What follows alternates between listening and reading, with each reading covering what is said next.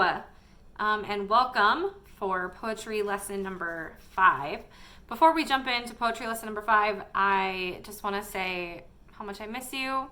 I really wish that we were together, ending the year together. Kind of sucks that we're not. I know I've talked to a lot of you on like video office hours or through email, and I know that we're pretty much all feeling that we wish we were at school.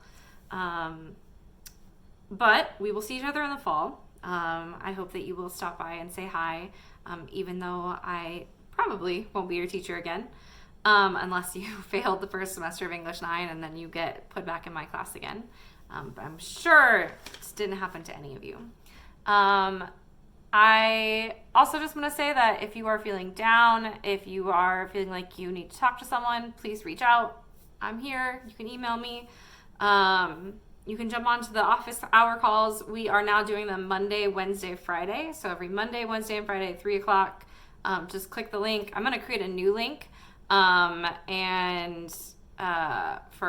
this week starting on Wednesday, but just click the link that I post in Google Classroom and just get on and we just talk and hang out and get to see other people, and it's nice.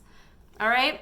So this week's lesson is about what's called a persona poem. And a persona poem is when you write from the perspective of someone else. So you pick somebody else and you write a poem as if they were the one speaking. So it's still you writing, but it is from another person's perspective, so their point of view. We're going to read one together, and then I would love if you took a shot at writing one this week. I've been really enjoying reading what you guys have been writing. You guys are great poets, and it gives you something to do and get some of your thoughts out on paper. I think it's good for all of us to be doing a little bit of that. All right, let's jump in.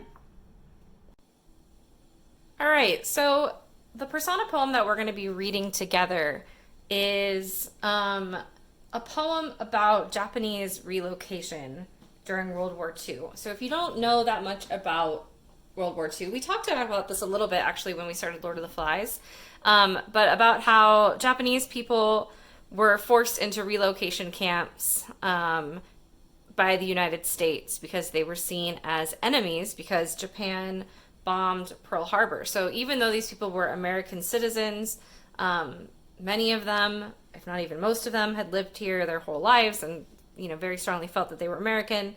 The government decided that they could not be trusted and were rounded up and put into camps. So this poem is a persona poem, and it's written, as you can see right here, by a guy named Dwight Okita. And as you start reading, you'll start to see that clearly it's not about him, right? This is a persona poem. So he wrote it from the perspective of his mother when she was 14 years old. Obviously, he doesn't know exactly what his mother was thinking or feeling, so he's imagining some of these things. He's coming up with stuff that happened to her. I don't know how much of it is true and how much of it is not in terms of the details, but he's using this poem as a way to tell her story and help people feel how she was feeling. So it's called In Response to Executive Order 9066, All Americans of Japanese Descent Must Report to Relocation Centers. That's the title of the poem. Dear Sirs, of course I'll come. I've packed my galoshes and 3 packets of tomato seeds. Denise calls them love apples. My father says where we're going, they won't grow. I am a 14-year-old girl with bad spelling and a messy room. If it helps any, I will tell you I have always felt funny using chopsticks, and my favorite food is hot dogs. My best friend is a white girl named Denise. We look at boys together. She sat in front of me all through grade school because of our names, O'Connor, Ozawa. I know the back of Denise's head very well. I tell her she's going bald. She tells me I copy on Tess. We're best friends. I saw Denise today in geography class. She was sitting on the other side of the room. You're trying to start a war, she said, giving secrets away to the enemy. Why can't you keep your big mouth shut? I didn't know what to say. I gave her a packet of tomato seeds and asked her to plant them for me. Told her, When the first tomato ripened, she'd miss me. All right, so let's go back and annotate this and think about it. So this is a poem where the tone changes throughout the poem. So it starts out kind of sounding like it has one attitude, and the attitude sort of shifts through the poem. But I also want us to think about, why did he choose to write this poem from his mother's perspective? Why from the perspective of a 14-year-old girl instead of his perspective, looking back on it, or just about what happened? Why did it have to come from her point of view, as if he was her? So let's think about that as we read it. So, dear sirs, of course I'll come. I've packed my galoshes and 3 packets of tomato seeds. Denise calls them love apples. My father says where we're going, they won't grow. So I see a few things in this first stanza. First, dear sirs, of course I'll come. This shows to me, right, she has a very respectful tone. She's a respectful tone. Of course I'll come, right? She's doing what she's told.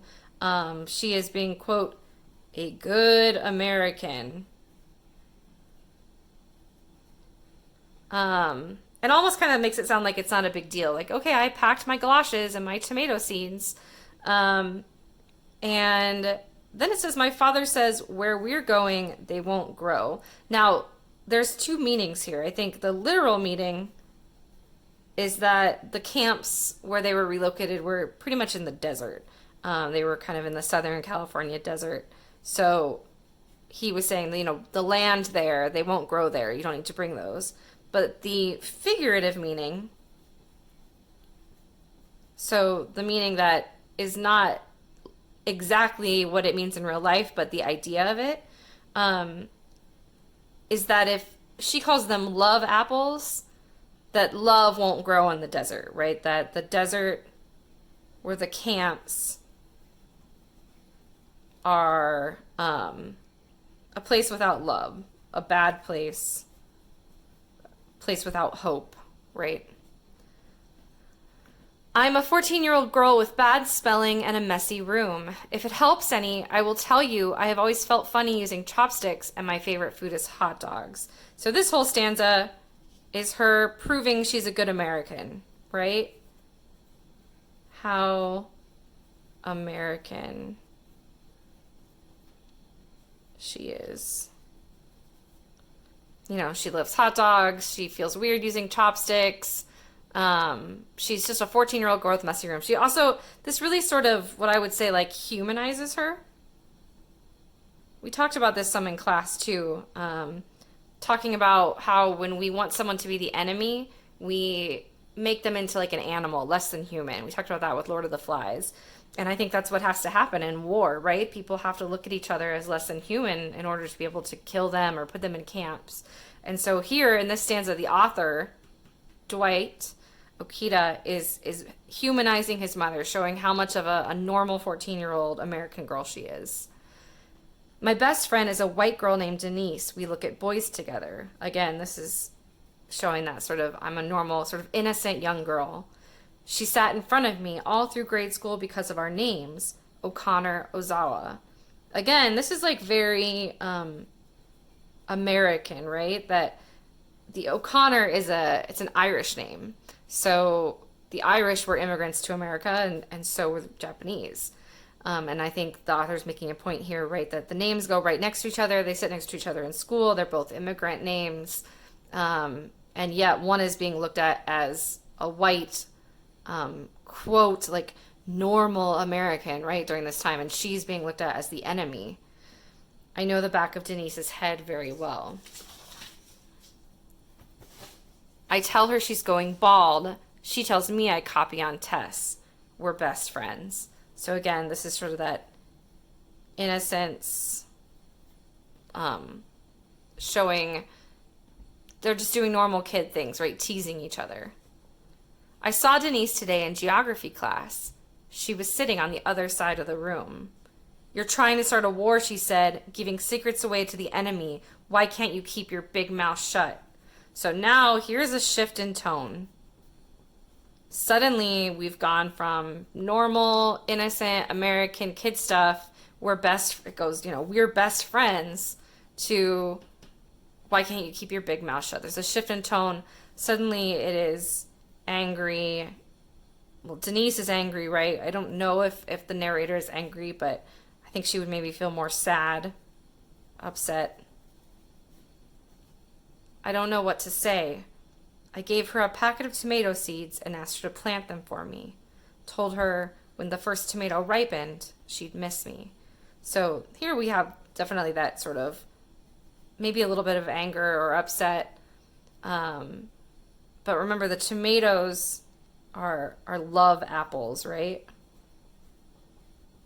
Almost sort of like the author is still believing in love. That when her best friend sees those, she'll realize that she loved her friend. So there's still a little bit of hope here, in the tone at the end of the poem. So that's a lot to get all from one poem, right? That we got from someone else's perspective. Um, and I think it can be really fun to explore these perspective of someone else or of something. You could write a persona poem from the perspective of your cat or your dog or your, I don't know, you could do it from the perspective of your chair if you really wanted to. I don't know if it would be that exciting, but maybe that's just because I don't have a good enough imagination. All right, so you have done the first part, which is watch the video, think about this poem. I'm going to give you some other poems to analyze in the Google Doc. I'd like you to read them, think about them, and then pick one of them to respond to. And then take a shot at writing your own persona poem. I would love to hear what you have to write. We are almost done with the school year. It's almost summer. It's definitely hot enough outside to be summer. But there won't be too many more of these assignments left. If you did not get a good grade quarter 3, I really, really encourage you to do some of these assignments. Some of you have been, which is awesome. I still have some more grades to put in. But this is really your chance to boost up your semester grade and, start off next year strong. All right. I love you. I miss you. Jump on our office hour calls, and I will talk to you soon. Bye.